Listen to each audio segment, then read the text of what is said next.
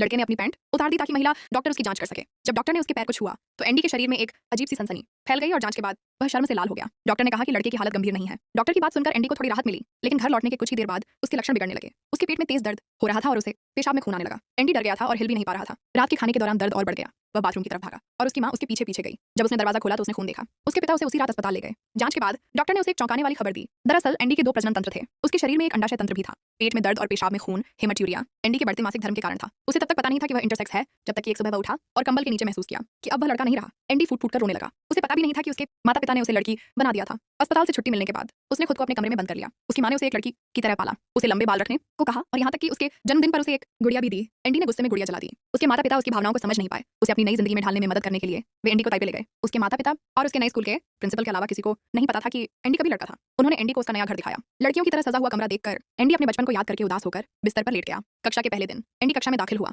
उसकी सभी सहपाठियों ने उसकी सुंदरता की तारीफ की, लेकिन ये शब्द एंडी को अपमानजनक लगे। वह हमेशा से यही मानता था कि वह एक लड़का है। खासकर जब उसने लीना को देखा तो उसके दिल में एक अनजानी सी हलचल मच गई। लीना ने उसे याद दिलाया कि उसके पीरियड्स चल रहे हैं। तभी एंडी को याद आया। जब वह साफ सुथरा लौटा तो उसने देखा कि लीना अपनी कुर्सी पहुंच रही है, ये जानते हुए कि एंडी का पहला पीरियड था। लीना उसे सुपरमार्केट ले गई और उसे सैनिटरी पैड चुनना सिखाया। वे जल्द ही अच्छे दोस्त बन गए। लेकिन एक दिन बस में एक बदचलन आदमी एंडी के पैर की तरफ बढ़ा। एंडी के जीवन में यह ऐसा पहला अनुभव था। उसने तुरंत लीना से मदद मांगी। लीना का गुस्सा बहुत तेज था। उसने उस आदमी के मुंह पर शराब उड़ेल दी, उसे बस से उतार दिया और फिर एंडी की ओर मुड़कर पूछा कि उसे क्या हुआ है। इस घटना के बाद एंडी ने अपने दिल का दरवाजा खोला। लीना को अपना राज बताया। वह कभी लड़का था। लीना ने उसे नीचा नहीं दिखाया, बल्कि इसे राज रखने का वादा किया। लेकिन वह नहीं जानता था कि एक बार कोई रहस्य किसी के साथ साझा कर दिया जाए तो वह रहस्य नहीं रह जाता।